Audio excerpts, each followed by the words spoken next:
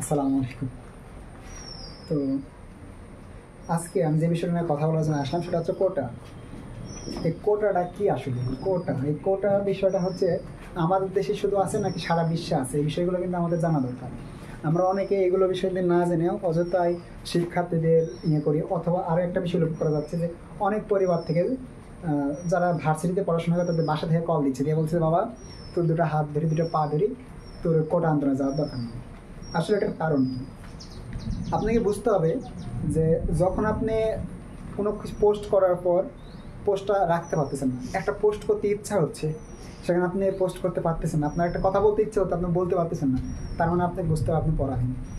আমি বলতেছি না যে বাংলাদেশের স্বাধীনতা নাই, আমি বলতেছি যে আপনার কন্ডিশন যদি কখনো এরকম হয় তাহলে আপনাকে বুঝে নিতে হবে আপনি স্বাধীন না। আর আরেকটা বিষয় এখানে হচ্ছে কি, বর্তমান স্বাধীনতা সূচকে বাংলাদেশের অবস্থান 185টা দেশের মধ্যে 165তম বা 164তম। তো আপনি এখন বুঝে নেন যে বাংলাদেশ আগে কী ছিল আর এখন কী অবস্থা। তার মানে একটা মানুষ চাইলেও সে নিজের, আমাদের কিন্তু মানে অ্যাকর্ডিং টু আওয়ার সংবিধান আমাদের মানে সকল ক্ষমতার উৎস জনগণ, কিন্তু আপনি হয়তো এখন এটা বুঝবেন যে জনগণকে মুখ বন্ধ, হাত বন্ধ, পা বন্ধ, সব কিছু বন্ধ করে দেওয়া হয়েছে। আমি কিন্তু সরকারের বিরুদ্ধে বলতেছি বা এরকম কোনো ব্যাপার না, আমি আপনাকে যে সত্যি কথা সেটাই বলছি। সত্য বলতে সবসময় সাহসের দরকার পড়ে। আচ্ছা, তো আমি যে বিষয়গুলো আমি বলছি সেটা হচ্ছে, আমি কয়েকটা কমেন্ট দেখছি, কমেন্টগুলো এরকম ছিল, কোটা কথা বাতিল চাই, মেধা ছাড়া চাকরি নাই। আর এখানে একটা আমি হার নিয়ে আসছি, সেই হারটা নিয়ে একটু আমি কথা বলছি। শতকরা কোটার হার, মুক্তিযোদ্ধা কোটা, এই মুক্তিযোদ্ধা কোটা দিচ্ছে হচ্ছে 30%। হ্যাঁ, আমার তারই আছে তো থাকে, আচ্ছা দেখা যাক। নারী কোটা 10%। আচ্ছা লিখতেছে না কেন আমি জানি না, আমার অনেকদিন থেকে লেখা নাই। এরপর হচ্ছে জেলা কোটা 10%, ক্ষুদ্র নই জাতিগোষ্ঠী 5%, প্রতিবন্ধী দিচ্ছে 1%।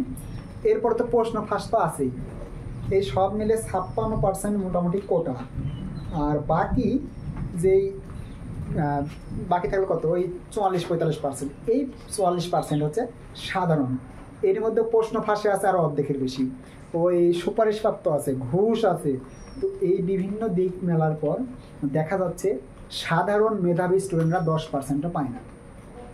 এখন কথা হচ্ছে ভাই, কোটা কি শুধুমাত্র বাংলাদেশেই নাকি দেশের বাইরেও আছে? হ্যাঁ, কোটা শব্দের অর্থ কি, কোটা আমরা কি, কোটার সংজ্ঞা কি আমরা কিন্তু এখনো পর্যন্ত আমরা জানি না।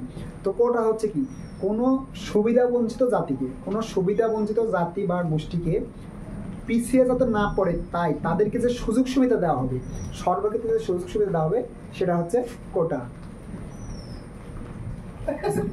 কিছু বলবা? গোসল করা শেষ? হ্যাঁ গোসল শেষ, দরজাটা টান দাও।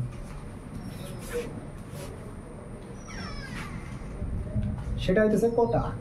তো এখন এই কোটা নেওয়ার সমস্যাটা কি? তো ভাই কোটা কি উন্নত দেশে আছে কিনা? হ্যাঁ, কোটা আপনার পৃথিবীর সব দেশেই প্রায় কোটা আছে, কিন্তু এই কোটার মধ্যে একটা ব্যাপার আছে, এই বিষয়টা আপনার মাথায় রাখতে হবে যে সুবিধা বঞ্চিত মানুষকে বা পিছিয়ে পড়া জাতিকে কাছে নিয়ে আসার জন্য বা আমাদের সমপর্যায়ে নিয়ে আসার জন্য যে সুবিধাটা দেওয়া হবে সেটা হচ্ছে কোটা। তাহলে জাপান, জার্মানি, ফ্রান্স সব দেশে আমাদের কোটা আছে। তাহলে আমাদের দেশে থাকলে সমস্যা কি? ভাই আমাদের দেশেও থাক। এখন কথা হচ্ছে মুক্তিযোদ্ধার নামে কোটা আসবে কেন?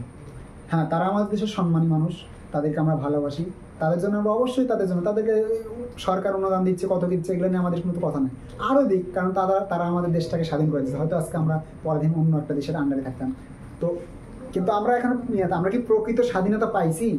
আমরা যে তাদের সুবিধাটা দিচ্ছি, সেই সুবিধার কি মর্যাদা আমরা পাচ্ছি? এটা কিন্তু আমাদের কাছে সবথেকে বড় প্রশ্ন। আপনি সুবিধা নিচ্ছেন, আমার কথা আর একবার বুঝেন, আমরা তাদেরকে সুবিধা দিচ্ছি কেন? আমরা স্বাধীন, কিন্তু আসলে কি আপনি স্বাধীন? আচ্ছা, আপনি যদি স্বাধীন হয়ে থাকেন তাহলে আপনি ওই একটা পোস্ট দেন তো, আপনি ইচ্ছা মতো 5টা পোস্ট দেন তো, দেখি আপনি কতটা স্বাধীন।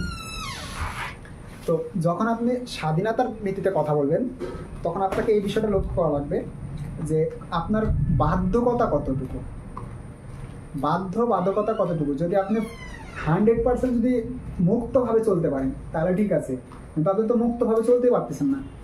তাহলে আপনি যে সুবিধাটা তাদেরকে দিচ্ছেন কিসের বিনিময় দিবেন?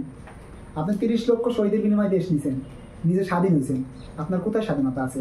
যদি সেই স্বাধীনতা থাকে তাহলে তাদেরকে কোটা দেন, যদি আপনার স্বাধীনতা না থাকে তাহলে তাদের মর্যাদা নাই। আসলে মানুষ কেন তাদেরকে মর্যাদা দিচ্ছে না আপনাকে এটা বুঝতেই হবে অবশ্যই। কেননা দেখেন, তাদেরকে মর্যাদা না দেওয়ার মূলে যে বিষয়টা কাজ করতেছে তার মানে আপনি স্বাধীন নয়। যদি আপনি স্বাধীন থাকতেন আজকে, তাহলে অবশ্যই তাদেরকে সম্মান করতেন, কারণ তার জন্যই তো আপনি সম্মান পাচ্ছেন। কিন্তু আপনি তো এখন পরাধীন, তাই ওদেরকে সম্মান করাটা আপনি ভুলে যাচ্ছেন। এই হচ্ছে কোটা আন্দোলনের প্রথম কারণ। 2 নাম্বার কারণ,